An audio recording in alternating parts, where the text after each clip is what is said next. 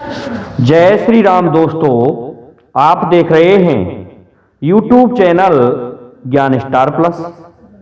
तो दोस्तों, आप सभी का हार्दिक स्वागत और अभिनंदन।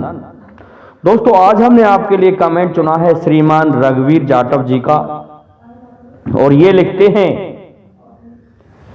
कि स्त्री का कौन सा हिस्सा है कुआरा, पति है घर में फिर भी फिरती है आवारा।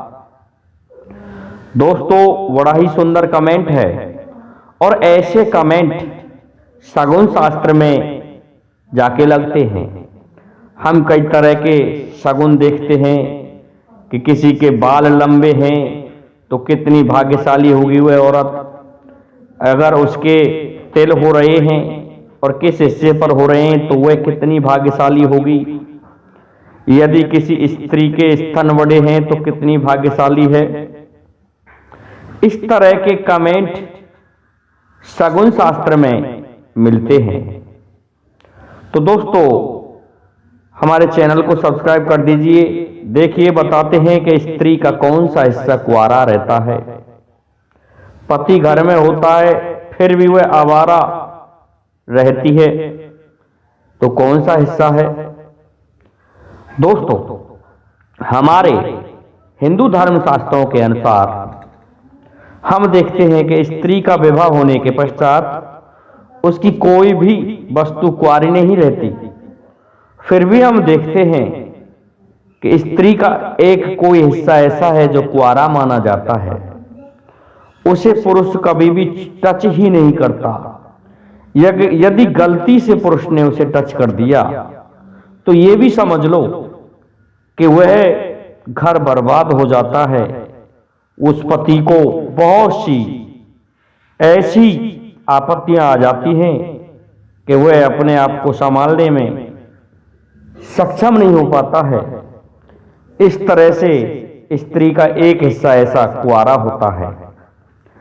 ये चाणक्य नीति में भी स्पष्ट कहा गया है कि जहां पर स्त्रियों का सम्मान होता है और जिस घर में स्त्रियों का तिरस्कार होता है उस जगह की स्थिति अलग ही होती है।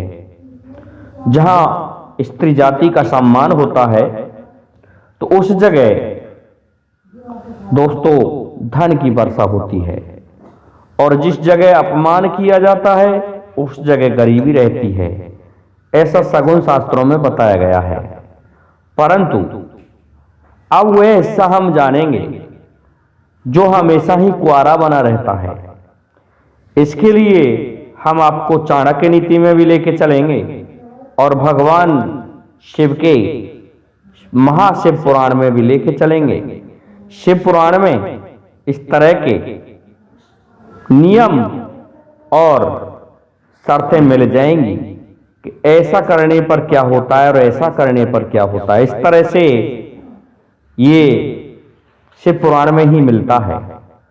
देखिए, जो व्यक्ति अपनी मां के पैरों को छू लेता है, कदमों में सर झुकाता है, तो ऐसा बताया गया है कि उस घर में लक्ष्मी की बरसात होती है।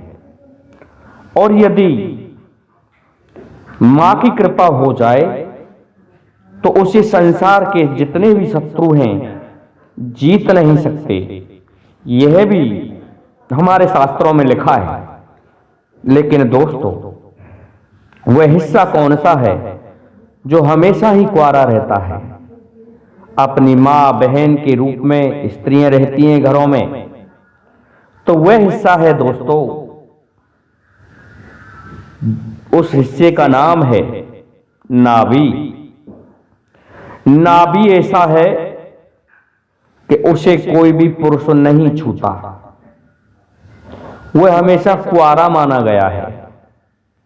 नाभि को कुंवारा इसलिए माना गया है कि कहते हैं कि माता पार्वती की जितनी शक्तियां थीं वो उनकी नाभि में समाहित थी। इसलिए स्त्री जाति को देवी का स्वरूप माना गया है, देवी कहा जाता है। यदि भूल से कोई इंसान स्त्री जाति की नाभि को अपने हाथ से टच कर देता है तो उस पर बहुत सारी विपत्तियां आ जाती हैं। शरीर से कहीं से टच हो जाए वो अलग बात है, लेकिन उंगली से टच करना अपने आप को मृत्यु के मुंह में ढकेलना है, क्योंकि बताया जाता है कि स्त्री की नाभि में काली का निवास होता है, शक्ति का निवास होता है। और जब आप शक्ति को टच कर रहे हो तो इसका मतलब उसे चुनौती दे रहे हो, अपनी मृत्यु को निमंत्रण दे रहे हो। यह सत्य बात है दोस्तों। जो भी पुरुष गलती से इसे टच कर देता है, समझ लो वह बीमार पड़ जाता है, उसके घर में कंगाली आ जाती है और वह लंबे समय तक जी नहीं पाता, बहुत सी बाधाएं उत्पन्न हो जाती हैं। इसलिए इस अंग को कुंवारा माना गया है, क्योंकि माता शक्ति इसमें निवास करती है। इसलिए इसे टच नहीं करना चाहिए, ऐसा शास्त्रों में लिखा गया है। और ये फिरती है आवारा। आवारा तो फिरती ही है। आवारा इसलिए फिरती है कि देखिए, अब तो खैर फैशन बन गया। प्राचीन समय में औरतें अपनी नाभि को अपने कपड़ों से दाब के चलती थीं। उसका यही कारण था कि उसमें शक्ति का निवास था। परंतु आजकल ये प्रचलन में आ गया है कि नाभि दिखा के अपने कपड़ों को बांधती हैं औरतें, और नाभि दिखा के बांधना ये फैशन में आ गया। इसलिए आवारा रूप में ही घूमती हैं, नाभि दिखती रहती है। तो ये कुंवारा हिस्सा है स्त्री जाति का। इसका कभी भी विवाह नहीं होता, क्योंकि ये शक्ति है, इसी में शक्तियों का निवास है। और वैसे भी शास्त्रों में कहा गया है कि धारण शक्ति भी यहीं पर होती है स्त्रियों की। तो धारण शक्ति को कभी भी नहीं छूना चाहिए, नहीं तो इंसान बर्बाद हो जाता है। दोस्तों, सगुन शास्त्र के अनुसार ये उत्तर है आपके लिए, क्योंकि श्रीमान रघुवीर जाटव ने ठीक ही पूछा है कि कौन सा हिस्सा कुंवारा रहता है। ये यही हिस्सा होता है। कहने को तो स्त्री संपूर्ण पवित्र है, वे उसमें कोई दोष नहीं है। जो भी दोष होते हैं वो पुरुषों के होते हैं, परंतु स्त्री का कोई दोष नहीं होता। फिर भी हमारा समाज उल्टा है, स्त्रियों को दोष देता है और उन्हें अपवित्र बताता है।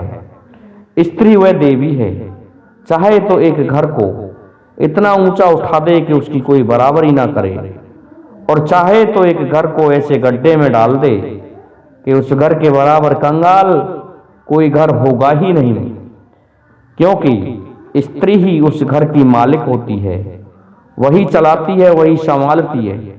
पुरुष को तो ये भी नहीं पता होता कि उसके वस्त्र कहाँ पड़े हुए हैं। संपूर्ण वस्तुओं को संभाल के अपने घर का संचालन करती है एक औरत। तो दोस्तों, आप समझ गए होंगे कि स्त्री का कौन सा हिस्सा कुंवारा रहता है।